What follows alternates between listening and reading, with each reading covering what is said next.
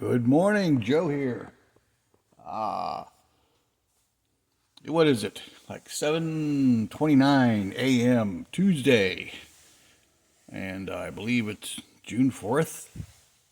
Yeah, yeah, should be. Anyhow, hey, I got these a few days ago in my last video. I totally forgot. Gotta do a little shop card shout out before I do anything else. Got this from Jeff Small Garage. Established 2008. Ah, okay, he's been out there longer than I have. On YouTube. I don't know if he's been on the planet longer. But yeah, we got the card. Got the sticker version. So head over and check him out. If you haven't, sub him. Give him a subarino. Check out his vids. He's on Facebook too, it looks like. And I got the sticker. Hoping for your approval. I built it because it meets mine. So, being said, let's let's see here. Because my little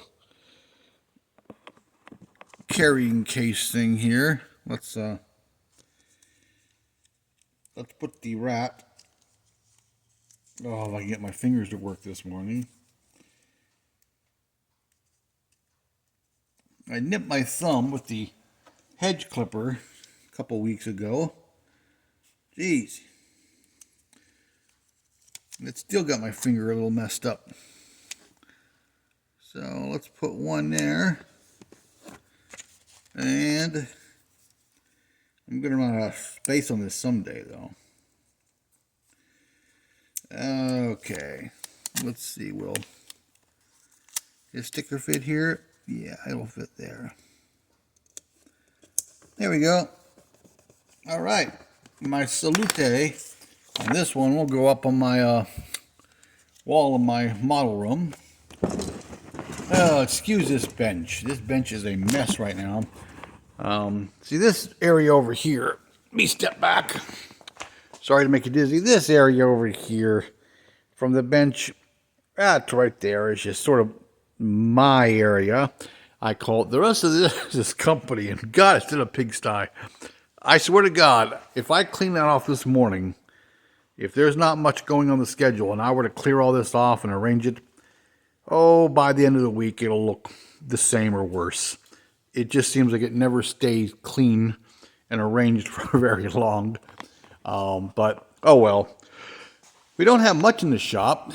This is a Jeep. This is a friend of the owner's stepson's, whatever, some kid from the high school he goes to.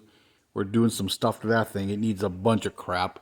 It's got a leaky radiator and a bunch of other issues. It's been here for a few weeks now. That's a pop-up camper. That's Tom's. It's going to the Bantam Jeep Fest this coming weekend. I usually don't go. In fact, I've never been. But we take our big company trailer. We take a bunch of product. And the boss takes his buggy here.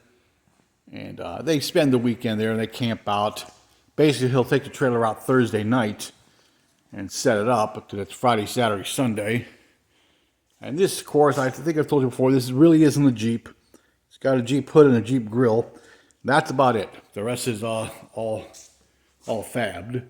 But anyhow, yeah, they go out to the Bantam Jeep Fest because that's over in Butler, PA. That's where the first Jeep rolled off the line way back in 1940-something. 41, I believe. So anyhow, yeah, they have a big Jeep thing. It's like billions and billions of Jeeps. So anyhow, they're getting ready for that this week too.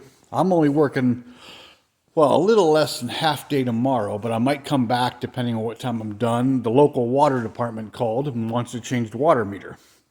And of course, they can't tell you they'll be there at 1 p.m. No, it's between noon and 3. So I gotta leave here like 11:30ish. Get home and have the doors, be ready for them and sit around and wait. And then see how long it takes them to get there and how long it takes them to do their thing. So, who knows? But anyhow, I painted I didn't paint, but I cleared the Suburban, not the Suburban, the Nomad yesterday. Let's and here's my way of propping it up. Vice grips. Yeah, these vice grips have so much paint on them. But anyhow, let's take it off the base vice grip and let's take a look at it. I think it came out pretty good. It's going to need a polishing, but like I said, there's that color. You know, black and like a very dark slate blue. So, you know, very sinister looking. It's going to use. I'm going to use the lowering stuff on the '57 Chevy because the chassis are identical in these kits pretty much. So I'm going to use the lowering kit. It's going to get a quick wet sanding and polishing after it cures out, a week or so. But yeah, that came out pretty good. I was happy with it. So that'll get wrapped up today and taken home. I got some stuff to get some primer on for some slot car bodies. Got the Suburban put together. And of course, there's that 4-piece hood that Revell developed. You gotta like make this hood, but there's that, and it's got the everything kind of tumbled around here. The separate doors. Yeah, it's like one door that's two doors because these things came with the hatch, and they came with the two barn doors. I'm sure somebody by now probably 3D printed the other version. I think it's got like a two-door, like a tailgate type piece. The other option, it's horizontal. It's got a gate that comes up and a tailgate that drops down, I believe. But anyhow, this makes it really nice to mask that off and make mismatched doors and all that stuff. And I'm not using the inner doors because for a slot car body, and that makes it a little bit lighter. But yeah, so that's going to get some primer here pretty soon. I got some time to do that. That'll get primered. I got my 56 in here, which I got to go sign all the, this thing got a ton of mold lines on it. Like it's got one across the, a little bit across the trunk lid there.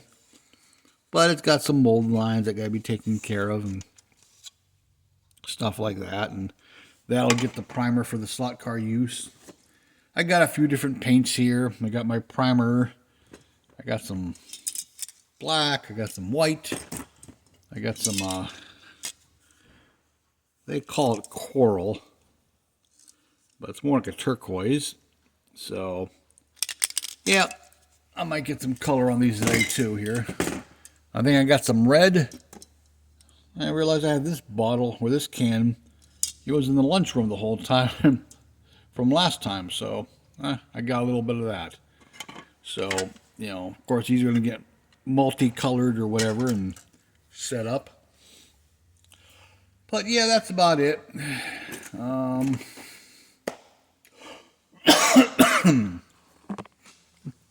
That's it. Just we got a lift kit or a level kit coming in here, and a couple other little things. Nothing major, I don't believe, today.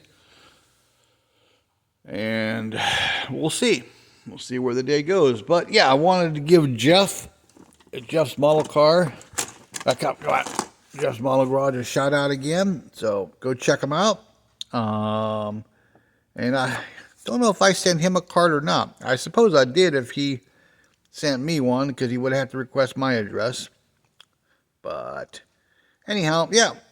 So that's it. I wanted to get that done, and I'm going to go get this stuff in primer and maybe get some color on them too. And we'll see. We'll go from there. Because like I said, this is a slot car body. I got a guy sending me a kit, so I'm just using my body. Just get an advanced start on it. And then when I get his in, I'll just take his body and throw it in the box I have for a kit and at least get a head start on these. Because I also primered in the 63 Ford, the unibody truck yesterday. I'll have to show you some pictures of that. I got the cap assembled and it's just primered now, and the body's in, red oxide and primer. What I do is I hit it with this, a red oxide type primer. And then I got some flat black, and I kind of mist that over, then mist more of this, and just sort of fog it up so it has a rusty look for the base. Then from there on in, I'll put the color coats on, and I sand through, or I'll use the salt technique. I haven't tried the hairspray technique yet, but that's coming. But yeah, back to the 56. I like the color combination. It's just so subtle. I mean, from a distance, it looks all black, but under proper lighting, you could see just that slight difference. So once the bare metal gets on there, I think it'll look pretty cool. I kind of dread doing all the bare metal though. Why'd I pick the Nomad? Oh well. It's one of the it's one of the two. You either do all the bare metal, or I could have sanded it off, but the Nomad was the upper version. So sanding I could have done a custom with all the molding missing, but there's that side molding, all the window molding to do. It's either bare metal or it's masking it off and getting an airbrush and getting some of that chrome spray and doing it that way. Probably my least favorite thing is doing the bare metal. Everything else kind of falls into place, but what else? Oh, Jason, the Blue Ox had something about your mental condition or something like that, and mental health. Oh yeah, I'd agree that this definitely gives me some sanity. I'd say that model building over the years and other hobbies keeps me sane. Of course, I'm a pretty stable person anyhow, at least the most stable in my family. Yeah, I mean, I'm not a drinker or a smoker or a druggie or nothing like that, so I would never really resort to that. If I'm bummed or depressed or something, I'll either do this stuff or I'll just sit on the couch and stare at the television or the wall. I won't do anything self-destructive. I'll just kind of be blah, But, yeah, this does help. Gives me a feeling of accomplishment and, something to do and all that kind of good stuff. I'm not much of a sports guy. I'm not any of a sports guy.